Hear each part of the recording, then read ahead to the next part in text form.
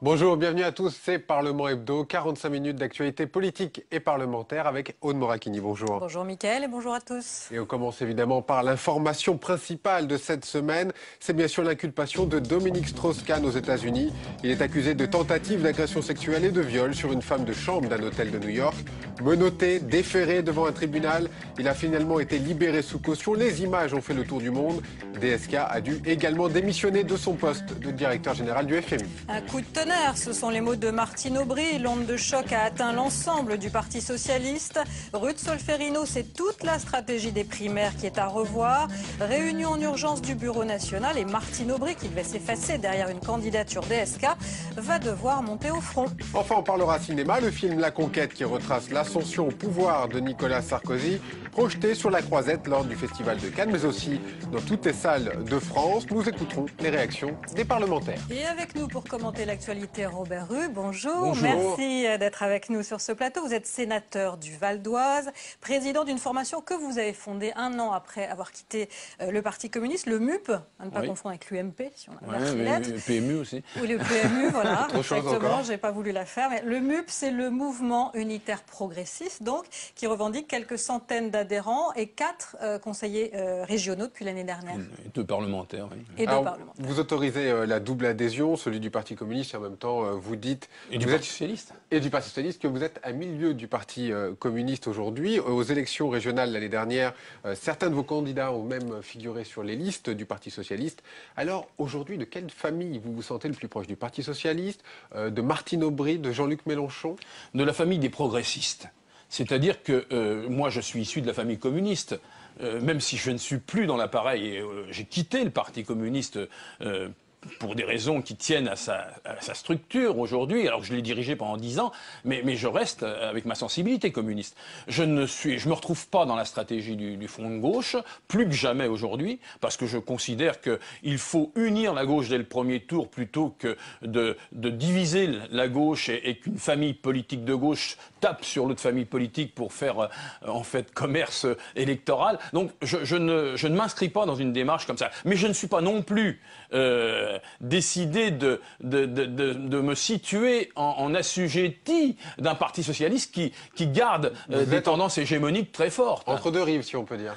En tous les cas, je veux fédérer ceux qui ne se retrouvent ni dans une démarche de front de gauche, tout ça est respectable, mais ni dans une démarche totalement socialo-socialiste. Alors Robert, on va y revenir sur l'échéance 2012, bien sûr, mais évidemment, on va commencer avec le choc de la semaine. DSK arrêté pour agression sexuelle.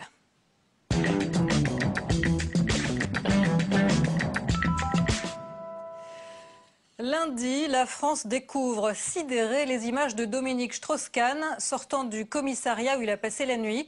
Menottes au poignet, on le retrouve un peu plus tard, filmé au tribunal où il apprend son incarcération dans l'une des prisons les plus dures du pays. Des images déjà gravées dans la mémoire collective et que nous commente Marion Lefebvre.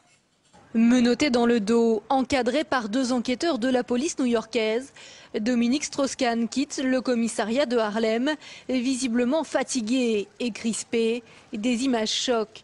Les premières depuis l'arrestation du directeur du Fonds monétaire international. Il est 23 h samedi 16 mai. Dominique Strauss-Kahn vient de passer 30 heures en garde à vue, accusé d'actes sexuels criminels, tentative de viol et séquestration. Quelques heures plus tard, le patron du FMI est amené au dépôt du tribunal de New York, sous l'œil des caméras du monde entier. C'est ici qu'il attend son audience. Dominique Strauss-Kahn patiente sur un banc. Avant lui, des affaires de petite délinquance sont traitées. Puis l'audience débute. L'accusation prend la parole et détaille les faits qui lui sont reprochés. Elle demande son maintien en détention. Puis c'est au tour de la défense. Pendant de longues minutes, l'avocat de Dominique Strauss-Kahn défend la liberté sous caution de son client. J'entends vos arguments, mais votre client était sur le point d'embarquer dans un avion. C'est ça qui me pose problème. Les risques de fuite vers la France sont trop grands. La juge refuse la remise en liberté sous caution. Dominique Strauss-Kahn est aussitôt incarcéré à la prison de Rikers Island. C'est là qu'il attend son audition devant le grand jury vendredi. Les jurés populaires se prononceront sur l'inculpation formelle de Dominique Strauss-Kahn. Les 7 chefs d'accusation énoncés par la justice américaine sont passibles d'une peine de prison totale de 74 ans. Alors ça, c'était donc la journée de lundi. Le jeudi, il y a eu une autre audience devant un autre juge. Cette fois, Dominique Strauss-Kahn a été remis en liberté très surveillée. En même temps, il a été officiellement inculpé, ce qui veut dire qu'il y aura normalement procès. Est-ce que vous êtes, Robert Russe, satisfait du fonctionnement de la justice américaine ? Écoutez, c'est une réalité, on ne peut pas la contourner puisque c'est un choix il reste que, bon, humainement, naturellement, je ne suis comme beaucoup de Français qui ont vécu ce qui vient de se passer comme une sorte de tragédie où la réalité dépasse la fiction dans bien des domaines, avec une onde de choc et un malaise terrible, et que au lieu de ce bagne moderne dans lequel il était, Dominique Strauss-Kahn se retrouve dans une situation différente du point de vue en liberté surveillée, mais dans les conditions nouvelles, très strictes d'ailleurs, mais me semble... C'est un fonctionnement normal de la justice américaine, a priori. C'est toujours comme ça, et je pense même, moi, que la première partie, celle que vous avez montrée d'ailleurs, où on voit qu'il y a une véritable mise en scène, les images de Dominique Strauss-Kahn à dessein sont mises en situation, est un choix de la justice américaine, est un choix qui lui, peut apparaître indésigné. Mais je voudrais dire quand même que tout ça entraîne dans la tête des Français des choses qui se télescopent. Il y a cet homme puissant qui descend aux enfers, il y a une sorte de... comment dirais-je, il y avait des certitudes qui se construisaient autour d'une alternance avec lui, si ce n'est une alternative, mais en tous les cas, et tout ça s'effondre, pas seulement d'ailleurs pour la gauche. Je pense qu'il faut faire bien attention, ce n'est pas la gauche seulement qui a été marquée par ces événements. Et donc, je considère qu'il y a là...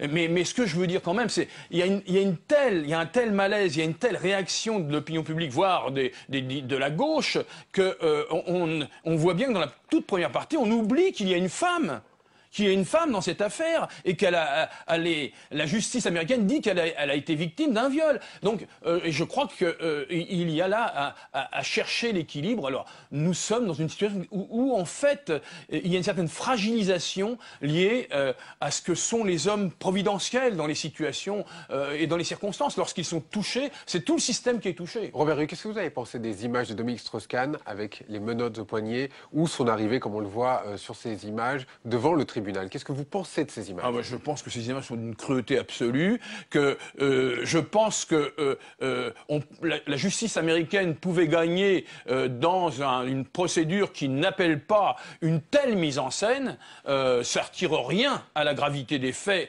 présumés. Parce que il faut trouver l'équilibre nécessaire. Ça n'est pas réservé à Dominique Strauss-Kahn. On sait que les Américains mettent en scène comme ça leurs grands criminels ou les délinquants en col blanc. Vous avez raison. Peut-être, moi, je ne suis pas tous les procès américains, comme j'ai été attentif à ce qui s'est passé, à ce qui s'est passé là. Ce que je sais, c'est que il s'est ressenti par des gens qui ne sont pas quand même neutres. Je suis moi quelqu'un qui connaissait Dominique Strauss-Kahn et qui connaît Dominique Strauss-Kahn et qui en fait a un regard sur lui qui n'est pas seulement celui de la tragédie qui se vit et du crime qui peut-être a-t-il commis, ce qui n'est pas démontré, mais en même temps cette femme doit être victime, présumée, entendue et regardée. Je trouve qu'on a eu là une faiblesse dans notre... Si vous connaissez Dominique Strauss-Kahn, est-ce que vous vous êtes dit, comme ça, en première réaction, comme certains membres de son entourage, c'est impossible, ce n'est pas un homme violent? Bon, moi, je ne peux pas dire que c'est un homme violent. Je ne l'ai jamais vu. Je ne suis pas... je ne connais pas cette personnalité? Oui, je connais sa personnalité. Vous savez, je suis sénateur du Val d'Oise. C'est son département. avec Dominique Strauss-Kahn, nous avons travaillé dans les périodes de la gauche plurielle, beaucoup. Non, je ne peux pas, je n'imaginais pas ou je n'imagine pas qu'il puisse effectivement avoir de tels comportements violents. Mais aujourd'hui que d'autres apportent des témoignages que moi je n'ai pas vécu ou connus, je vois que des choses sont dites qui pourraient y faire imaginer des pulsions agressives. Mais bon, je ne porte pas de jugement là-dessus, il y a assez de choses de dites. Alors comment ont réagi les parlementaires à cette affaire, sous le choc eux aussi? À l'Assemblée, tout d'abord, consigne de discrétion à la réunion de groupe UMP du mardi matin et quelques langues se délient l'après-midi. Jérémy Hartmann. En arrivant ce matin à l'Assemblée nationale, les ministres ont appliqué à la lettre le mot d'ordre donné par Nicolas Sarkozy lors du petit déjeuner de la majorité. L'affaire Strauss-Kahn doit être abordée avec dignité et sang-froid. Dans l'hémicycle cet après-midi, l'incarcération du directeur du FMI n'a pas été évoquée pendant les questions au gouvernement. Devant les journalistes, en revanche, les langues de certains députés UMP se délient. Vouloir à tout prix victimiser M. Strauss-Kahn, c'est quand même oublier une jeune femme qui a été agressée. On a connu de meilleurs combats de la part du Parti socialiste pour défendre justement les femmes agressées par la violence sexuelle des hommes. Le lecteur moyen, il se dit, mais attendez, c'est pour des gens comme ça que je vote? C'est vraiment ces gens-là qui nous dirigent? Des attaques pour certains, de la retenue pour d'autres. À plusieurs milliers de kilomètres de New York, c'est d'abord l'incertitude qui domine. Et chez les socialistes, la frustration de ne pas en savoir plus. Dans cette affaire, nous savons qu'il y a une victime. Mais nous ne savons pas encore si cette victime est la plaignante ou l'accusée. Aucun événement de ces dernières heures n'a permis à Dominique Strauss-Kahn de s'exprimer. Et je crois que l'ensemble de nos concitoyens avaient besoin d'entendre sa vérité. Faute de pouvoir parler du fond, les députés s'épanchent davantage sur la forme de cette affaire très médiatique. Dans les films américains, je parle des films de fiction, on avait déjà eu ce genre d'image, mais là c'est autre chose, c'est la réalité. Une justice spectacle qui, pour les élus de la nation, ne doit pas ternir l'image de la politique française dans son ensemble. Réaction à présent du groupe du Parti socialiste au Sénat. Vous allez l'entendre, des propos contrastés recueillis par Sandra Cerqueira. Et c'est vrai que quand on a pensé que la dimension de cet homme portait une espérance pour ce pays, bon voilà, c'est comment gérer le jour d'après, même le surlendemain. Je ne pense pas que les faits qui nous sont reprochés sont réels. Maintenant, il faut laisser la justice suivre son cours. Ça sera un match auréolant si, bien évidemment, la justice inculpait Dominique Strauss-Kahn. M. Strauss-Kahn n'est pas le seul homme au sein de la gauche, c'est un parmi d'autres. Voilà, d'ailleurs, il n'était même pas candidat aux primaires, donc voilà, l'affaire va continuer. Robert Huillier, il y a des réactions des politiques qui vous ont choqué, notamment celle de Jean-Pierre Chevènement, par exemple, qui a dit que c'est comme ça qu'a commencé l'affaire Dreyfus. Ça vous a choqué ? C'est excessif, à mon avis. C'est une comparaison qui est à prendre, à mon avis, avec plus de recul. Non, moi, je comprends ce que je viens de voir avec vous, là, des réactions. Mais je pense qu'il faut que les hommes politiques, les femmes politiques de ce pays aient le courage de regarder quelque chose auquel on est confronté en tout état de cause. C'est la fragilité d'un système qui repose sur souvent une personnalisation excessive, d'ailleurs que ce soit au pouvoir ou dans l'opposition, et un système qui conduit à ce que lorsque l'homme ou la femme providentielle ne sont plus en situation, c'est l'effondrement. Ça, c'est pas possible. On ne fait pas fonctionner une démocratie avec... ça rejoint le problème que j'ai personnellement avec les institutions. Je pense que la personnalisation liée à l'élection du président de la République au suffrage universel, que les Français considèrent comme un choix démocratique, mais moi, je pense qu'elle a ses perversions et qu'elle conduit à construire une personnalité. C'est l'homme ou la femme qui sont en rapport direct avec le pays. Tout cela... La rencontre d'un homme et d'un peuple. Oui, mais ça, c'est un culte du chef. Peut-être que au moment où le général de Gaulle a imaginé ces institutions, elles correspondaient, en tous les cas, à son personnage assurément et à une réalité du moment. Mais aujourd'hui, je pense qu'il faut une évolution sensible. C'est quand même une première dans l'histoire de France que l'homme providentiel descend d'autant aux enfers. Oui, mais la preuve que ça peut exister. La preuve que ça peut exister. Et je suppose qu'il peut y avoir d'autres situations où, accidentelles, où quelqu'un disparaît en pleine... Donc, il faudrait revoir les constitutions de la Je Ve suis République. fondamentalement pour qu'on diminue la démarche, on limite la démarche de personnalisation présidentialiste dans les institutions françaises et qu'on aille vers une constitution qui donne une nouvelle éthique de la République. Ça, nous sommes... Peut-être parlerons-nous de films qui sortent actuellement, La Conquête, je crois que vous l'évoquerez. C'est des choses qui traduisent bien ce qu'est la personnalisation, sa fragilité et ses dangers lorsqu'elle est liée à la vie personnelle, à un seul homme, à une seule femme. C'est dangereux. Allez, et puis dans la semaine, s'est amplifiée une polémique. Elle est venue des journalistes américains qui s'étonnent de l'omerta française autour des mœurs du monde politique. En clair, ils reprochent aux Français de ne pas avoir donné l'alerte sur les penchants du patron du FMI. Réponse sur une question complexe, Aurélie Marcirot. Face à l'affaire DSK, les relations entre journalistes et politiques sont une nouvelle fois en question. La presse outre-Atlantique ne comprend pas et dénonce a code of silence, une omerta. En France, un président a un enfant hors mariage, personne n'en parle. Un ministre des Affaires étrangères a une liaison avec la fille d'un ministre syrien, personne n'en parle. Les journalistes français protègent la vie privée des dirigeants. Fille cachée de François Mitterrand, séparation de François Hollande et Ségolène Royal. Depuis toujours, rien ne filtre sur le comportement privé des politiques, notamment concernant leur rapport aux femmes. Tout le monde savait que Dominique Strauss-Kahn aimait beaucoup les jolies femmes. De là à en faire un violeur... et de là à dire que tout le monde savait qu'il pouvait commettre ce genre d'acte, il y a une marge que je ne franchis pas. Jamais je n'ai entendu quoi que ce soit sur la pathologie dont certains parlent. Tout le monde savait, mais savait quoi? DSK a un séducteur, comme beaucoup d'autres, parfois pressant, des rumeurs et quelques zones d'ombre. Qu'il soit un séducteur, ça le regarde. Et moi, personnellement, je vois pas pourquoi j'aurais à enquêter sur le fait qu'il soit un séducteur ou pas. Après, si j'avais eu à connaître des faits illégaux, je pense que les journalistes, dans ce cas-là, français comme les autres, enquêtent.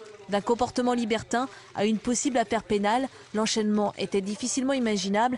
Mais à quel moment les journalistes devaient-ils sortir de leur silence? Il ne doit pas y avoir de silence, cela va de soi. C'est-à-dire que si quelqu'un est informé qu'une personne, quelle qu'elle soit publique ou pas d'ailleurs, commet un acte qui est contraire à la loi, eh bien cela doit se savoir et faire l'objet naturellement d'une procédure. Les médias français aujourd'hui s'interrogent. Si Dominique Strauss-Kahn est jugé coupable, ils seront accusés d'avoir caché des informations et la question d'une plus grande transparence sera de nouveau posée.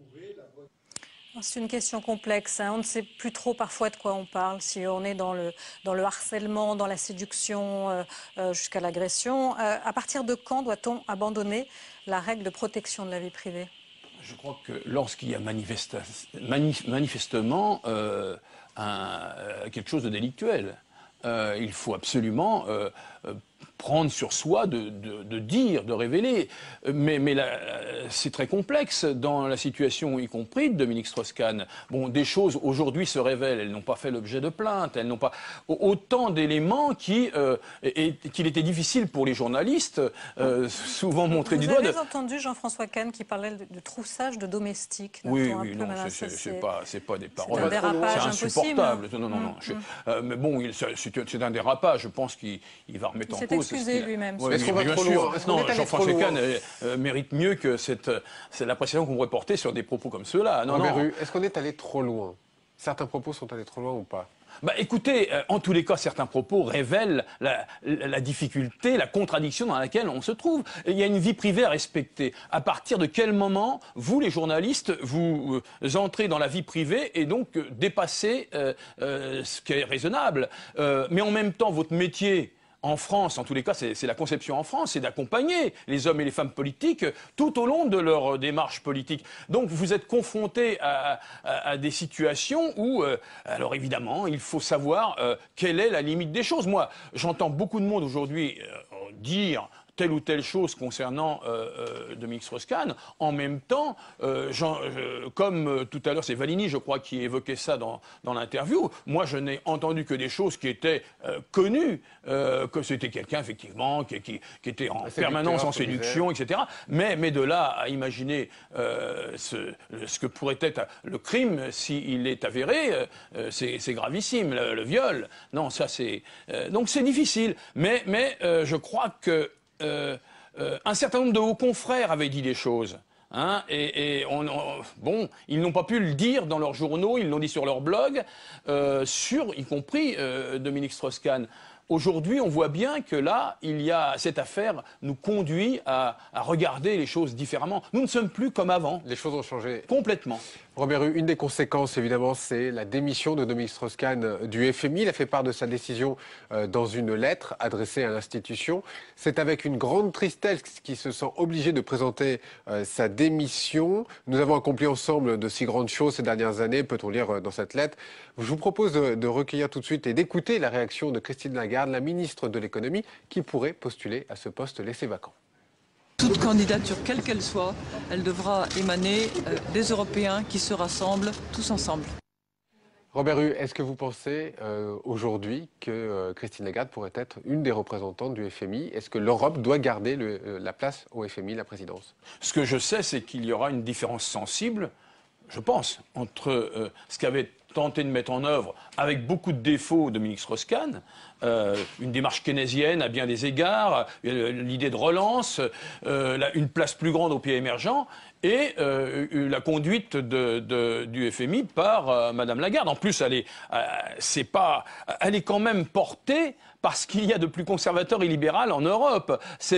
Donc, elle est inféodée à Nicolas Sarkozy, Madame Merkel la pousse, Berlusconi hier, ça m'inspire pas beaucoup de joie. Il faut bien dire que je ne verrai pas d'un bon œil cette présidence du FMI, mais je n'ai pas d'illusion non plus sur cette structure aujourd'hui. Il faut continuer les réformes avec plus de rupture encore que l'avait imaginé Dominique Strauss-Kahn. Strauss-Kahn à la tête du FMI. Pardon, le bilan. Oui, c'est un bilan qui, bon, l'institution est claire, elle ne me convient pas, elle s'inscrit dans une démarche qui est davantage encore de faire payer un certain nombre aux peuples d'austérité, de difficultés. Il reste que Dominique Strauss-Kahn a géré en bon social-démocrate cette affaire. Vous jugez positif son bilan? Je porte pas un jugement positif. Je porte un jugement nuancé, avec des aspects positifs et d'autres aspects très négatifs liés à la structure, liés à la situation dans laquelle se trouve l'économie mondiale. Mais il y a une relance keynésienne, une adaptation aux logiques financières libérales en même temps. Donc vous voyez, c'est très nuancé. Jean-Luc Mélenchon avait dit de Dominique Strauss-Kahn que c'était l'affameur des peuples, en parlant notamment des conséquences sur la Grèce. Vous partagez son avis? Non, mais je ne partage pas les formules de Jean-Luc Mélenchon. C'est ce qui me fait être en opposition singulière avec la stratégie du Front de gauche. Si on pense qu'en assassinant les gens comme ça par des formules, les gaver pour certains, et si c'est pas comme ça qu'on fait de la politique, à mon avis. Moi, je combattais un certain nombre de thèses social-démocrates ou social-libérales de Dominique Strauss-Kahn, mais bon, la fameur des peuples, etc. C'est ronflant. Mais c'est pas ma façon de faire. Moi, je suis pour une démarche constructive. Ça, c'est de la destruction. Ça conduit à l'échec de la gauche. Robert Hue, on va passer au mardi, quand le Parti socialiste réunit son bureau national.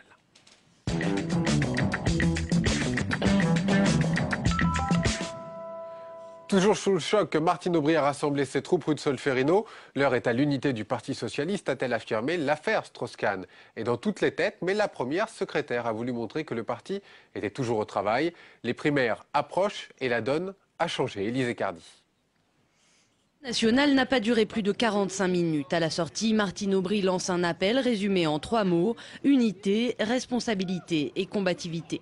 Encore sous le choc, la première secrétaire ne veut pas oublier l'essentiel pour le parti, les prochaines échéances. Il y a l'émotion, bien sûr, il y a le bouleversement que chacun ressent, mais il y a notre responsabilité, être à la hauteur. Et je le dis très simplement aux Français, nous serons au rendez-vous de 2012. Le Parti socialiste sera là. Pressée par ses proches, Martine Aubry ne veut pas bousculer son calendrier pour autant. L'idée de sa candidature pourtant semble à présent faire son chemin et s'imposer chez certains dirigeants. Martine, aujourd'hui, nous a rassemblés a dit les mots qu'il fallait, nous l'avons accompagné, plusieurs se sont exprimés pour accompagner cet état d'esprit, et effectivement, elle représente aujourd'hui notre rassemblement, et même, d'une certaine manière, un potentiel de rassemblement de la gauche. Elle est le point de stabilité aujourd'hui, et clairement le référent dans un moment où on est tous confrontés à une situation exceptionnelle. En attendant les choix de Martine Aubry,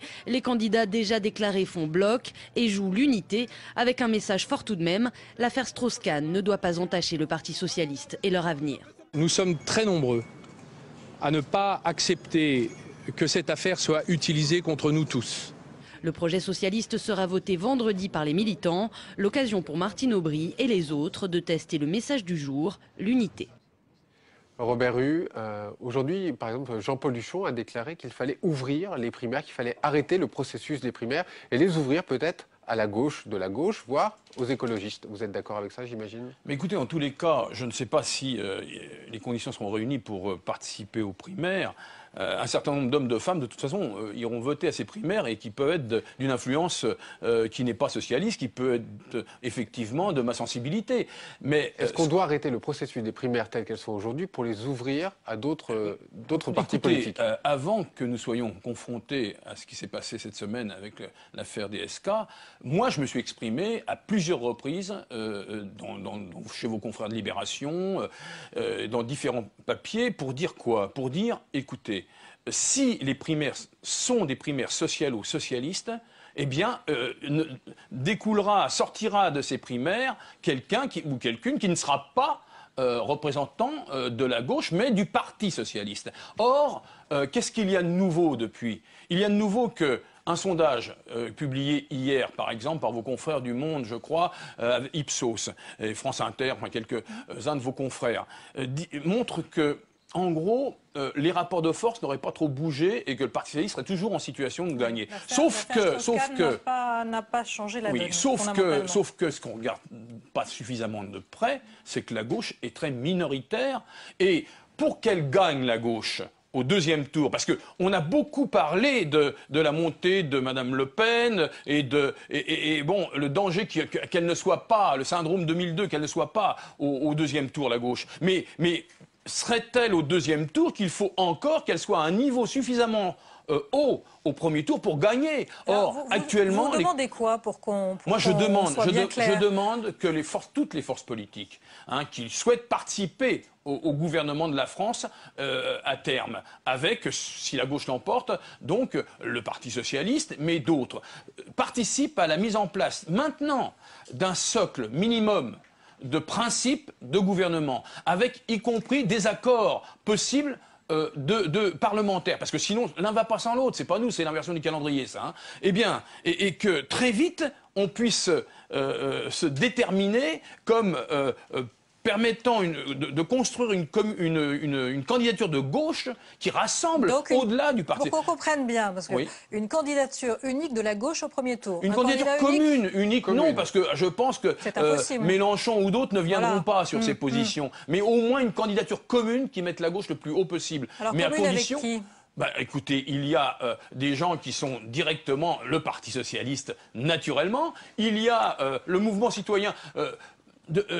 Jean-Pierre Chevènement s'est engagé dans une comment dirais-je, candidature. Je pense qu'aujourd'hui la donne change. Moi aussi, mes amis proposaient que je participe à cette élection. Rien n'est fermé, mais cela dit, pour moi... Vous n'excluez rien aujourd'hui? Vous pourriez être candidat? Non, écoutez, les choses ont changé. Je pense qu'il faut aujourd'hui rassembler très largement au premier tour, autour des forces de gauche, sur le socle que je vous disais. Si ça ne se fait pas, il y a toujours le danger que, pour se compter, on participe aux élections. Donc vous n'excluez pas, peut-être, de vous porter candidat? Je n'exclus pas, mais je ne suis pas dans la situation d'il y a 8 jours. Et j'appelle tous ceux qui veulent contribuer au premier tour à construire une gauche, une force démocratique, progressiste, écologiste, forte, à se rassembler, y compris les écologistes. Ce qu'on entend de ce que vous nous dites, c'est qu'avant l'affaire Dominique Strauss-Kahn, vous envisagiez éventuellement une candidature Robert Hue pour 2012. Et qu'avec l'affaire Dominique Strauss-Kahn, vous imaginez que à gauche, chez les socialistes, on va s'ouvrir un petit peu et que du coup, pour vous, le contexte a changé. Si les socialistes ne sont... D'abord, avant, l'hypothèse de ma candidature était venue, mais elle était chez moi toujours présentée comme venant, si on ne s'entendait pas avant les primaires, au premier tour, le mouvement unitaire progressiste avec le Parti socialiste, s'ils ne nous entendaient pas. Moi, je souhaite une candidature commune. Si on nous conduisait, à l'époque, c'était mon raisonnement, à présenter notre candidature, il faudrait bien l'imaginer. Mais là, aujourd'hui, on n'en est pas là. Je pense que le Parti socialiste réfléchit. Il y a une question qu'on a envie de vous poser. Vous me l'avez dit vous-même, aussi. d'ailleurs. Certains de ces dirigeants disent qu'il faut faire autrement les primaires. Pour en finir sur ce 2012, il y a une question qu'on a envie de vous poser. Vous avez été responsable du Parti communiste pendant longtemps. Aujourd'hui, il semble que le Parti communiste s'efface quand même derrière la candidature de Jean-Luc Mélenchon. C'est un doux euphémisme. Pierre Laurent s'efface, c'est un doux euphémisme. Qu'en pensez-vous? Est-ce que c'est un bon choix? Non, c'est pas un bon choix du tout. C'est pas un bon choix du tout. C'est clair. C'est ce qui fait que je ne suis plus dans le Parti communiste. Je reste avec mes idées communistes, mais en dehors, je ne participe pas de cette stratégie de repli. On ne peut pas construire à gauche dans la France d'aujourd'hui, compte tenu que la gauche n'est pas majoritaire en France. On ne peut pas construire une alternative. Je dis bien une alternative. Bon, peut-être que ce sera seulement une alternance, c'est regrettable, mais une alternative si il n'y a pas l'union la plus large dès le premier tour. C'est la condition. C'est la condition. Donc moi, je milite pour l'union la plus large. C'est la disparition du Parti communiste avec Jean-Luc Mélenchon, si on vous comprend bien. Vous savez, le Parti communiste, il peut exister longtemps, mais le problème, c'est qu'il est... Vous aviez fait moins de 4% en 2002. Oui, j'avais fait 9% en 95. Et donc, est-ce que le Parti communiste a le choix aujourd'hui de jouer cavalier seul sans Jean-Luc Mélenchon? Le Parti communiste pourrait faire le choix d'une candidature commune dès le premier tour avec le Parti socialiste en discutant en amont les contenus. Qu'est-ce qui empêche? Si on me disait mais le Parti socialiste ne veut pas du tout discuter des contenus, d'accord, mais si on peut discuter des contenus, eh bien à ce moment-là, on peut faire une candidature commune. C'est ma position. Je suis un unitaire. Je pense qu'on ne gagne que dans l'unité. Le Parti socialiste, là, est uni, vous le voyez bien, peut-être provisoirement, mais il y a des gens qui préconisent le rassemblement au Parti socialiste. Vous avez évoqué Huchon, je crois que François Hollande également préconise un rassemblement, peut-être avant. En tout cas, on a notre réponse, le cœur est plutôt vers les socialistes que vers Jean-Luc Mélenchon. Il est vers la gauche, mon cœur, pour que la gauche gagne. Et il n'est pas dans une stratégie de repli, effectivement, que je pense être celle du front de gauche. Robert Hue, mercredi, le Sénat se penchait sur les jurés populaires.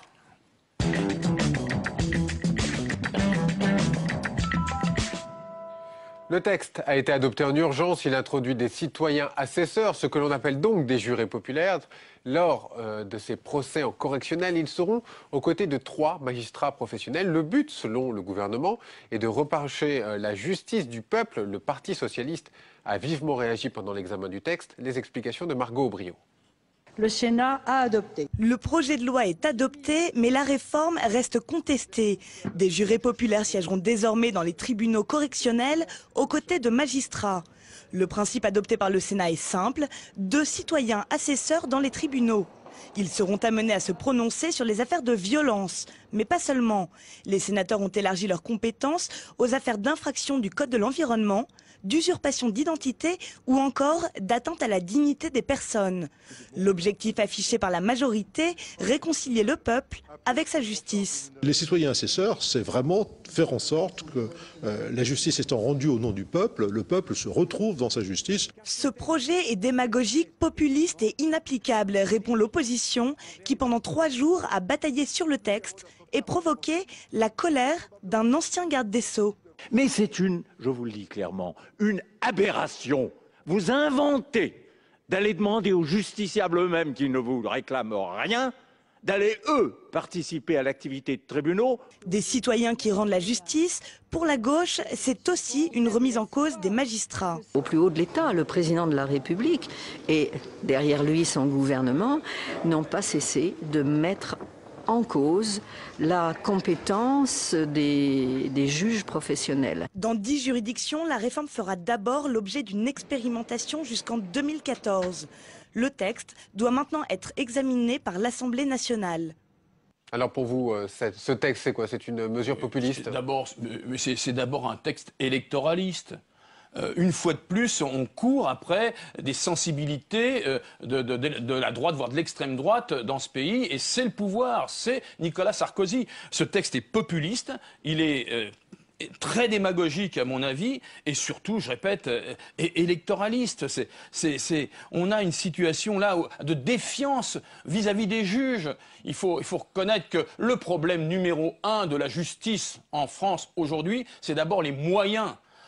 Dans les tribunaux, tout s'entasse, les affaires n'avancent pas, ils n'ont pas de moyens pour travailler. C'est ça la question. Et là, on prend une disposition électoraliste qui est absolument absurde, qui est liberticide en ce qui concerne également les choses pénales concernant les adolescents, les jeunes, les enfants. Des mineurs, ouais. Donc voilà, là aussi, c'est des lois et des projets de loi qui sont des projets de fin de règne, de préélectoraux. C'est pas très bon pour la démocratie. Allez, mercredi toujours, on assiste à l'Assemblée à un bras de fer entre le gouvernement et les députés de la majorité.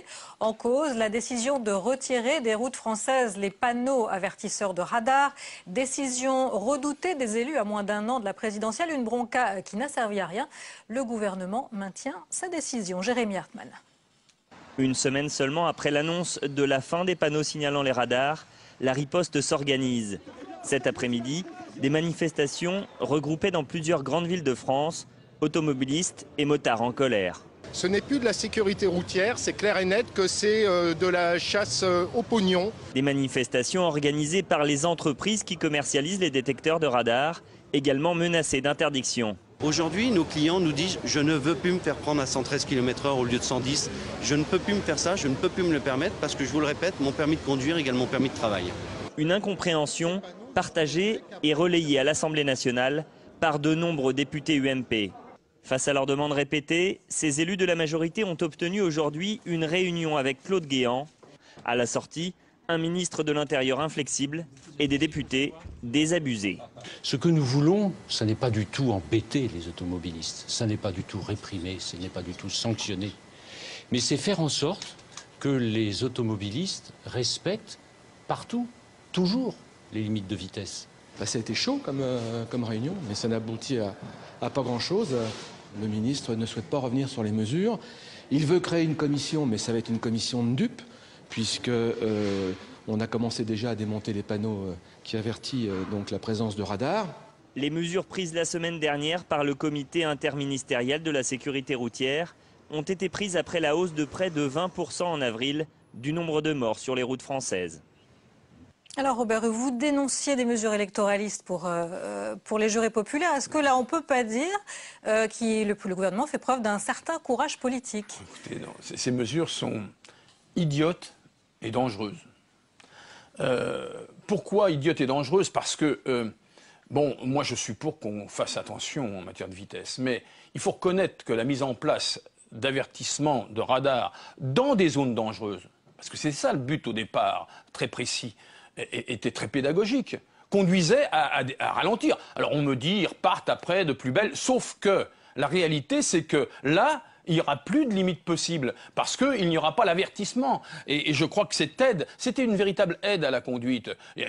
Bon, c'est clair, c'est difficile cette affaire. Je mets complètement de côté tous les aspects liés à l'alcoolémie. Là, il faut réprimer, c'est évident. Mais en ce qui concerne les radars, c'est idiot. C'est idiot. Pourquoi prendre cette mesure? Si ce n'est, à mon avis, là aussi, dans des conditions de rapidité, sans réflexion. Qu'est-ce qu'il y a eu comme débat avec les parlementaires, les associations, avant de préconiser ce dispositif? En même temps, le gouvernement a tout à perdre dans cette mesure, parce que ça va fâcher les automobilistes. Oui, mais bon, il a aussi... Je reviens à ma question, est-ce que c'est quand même pas un certain courage politique? Il a aussi beaucoup à obtenir en termes financiers. On ne parle pas beaucoup, c'est peut-être pas effectivement l'essentiel, mais quand même. Les amendes. Bien sûr, les amendes, c'est quelque chose. Et donc, de ce point de vue, je crois que c'est pas une démarche qui... je comprends pas bien, effectivement, parce que l'idée de la contradiction que vous évoquez est effectivement est légitime. Donc vous ne comprenez pas le gouvernement sur cette position. Je comprends pas parce que c'est effectivement idiot. D'ailleurs, c'est avec sa majorité qu'il a beaucoup de problèmes en ce moment parce que de retour dans les circonscriptions électorales, bon là, les sénateurs qui sont dans leur département à la veille des sénatoriales, ils ont des grands électeurs qui viennent leur dire mais vous êtes complètement cons, pardonnez-moi. Vous voyez ce que le décret est passé au journal officiel. Oui, mais ils sont complètement. Mais regardez, Nicolas Sarkozy hier, droit dans ses bottes, c'est une expression commune, mais cela dit, dans ses bottines. Mais il est clair que il dit, je ne céderai pas. Vous voyez, c'est bon, c'est à l'image de la politique aujourd'hui, c'est ça que vous voulez dire? Oui, complètement. Et ça va pas. Ça va pas. Ça ne contribue pas à la sérénité de la démocratie. Alors justement, on va en parler de Nicolas Sarkozy, un sujet peut-être un petit peu plus léger dans cette semaine. Le film qui retrace l'arrivée du président de la République au pouvoir, projeté sur la Croisette à Cannes, un film aussi sorti dans toutes les salles en France. C'est la première fois qu'un film est réalisé sur un président en exercice. Voici ce qu'en pensent les parlementaires. Reportage Mathilde Terrier. Après sa femme, c'est aujourd'hui à son tour d'être sur la Croisette. Nicolas Sarkozy, ou plutôt Denis Podalides, un président en exercice sur grand écran, en France, du jamais vu.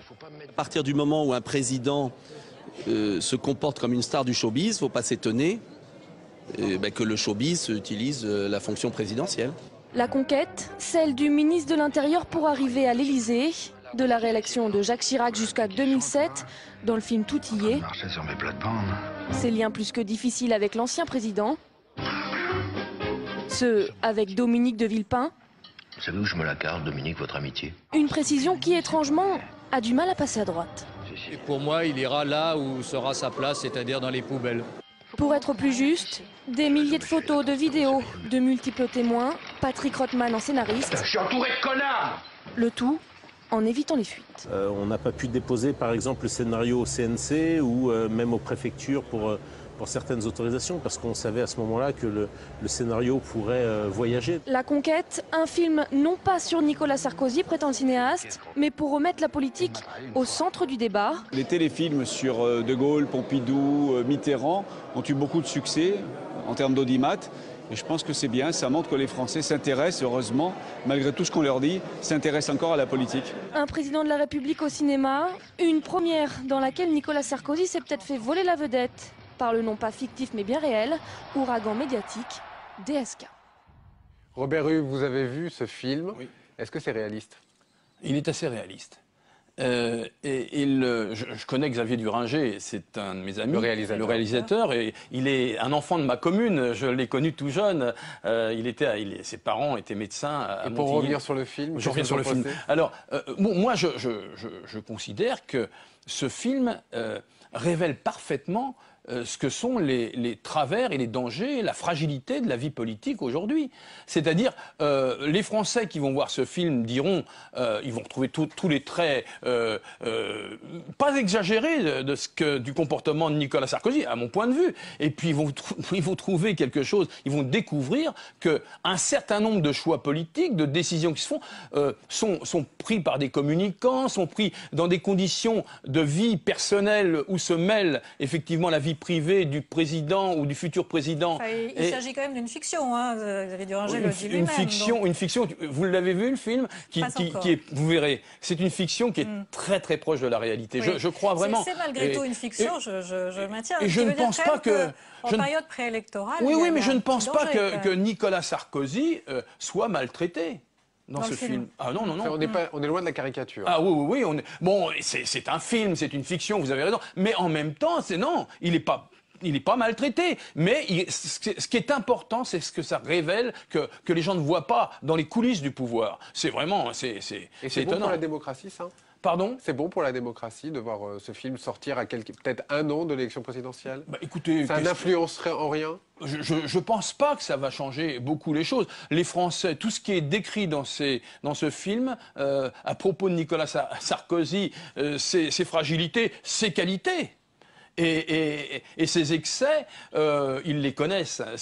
Leur point de vue ils vont simplement trouver des prolongements à ce qu'ils sentaient spontanément. Pour finir et pour boucler la boucle, l'affaire Dominique Strauss-Kahn pourrait devenir un film, va sûrement le devenir. Pour le moment, c'est une triste réalité qu'il faut On ne parlait que de ça parler sur la dont il faut parler avec beaucoup de dignité. On n'en est pas à en tirer la substance cinématographique ou même à écrire tel ou tel ça ressemble quand même à un scénario de film. Moi, je crois qu'il faut... Là, on est dans le temps où il faut regarder les choses avec la gravité nécessaire et on verra par la suite ce qu'en font inéluctablement un certain nombre de créateurs. Merci beaucoup. Merci d'avoir été l'invité de Parlement Hebdo. D'avoir été avec nous. Et puis, nous nous retrouvons, la semaine prochaine pour une nouvelle émission, même lieu, même heure. Au revoir, Mickaël. Au revoir, Aude. Au revoir.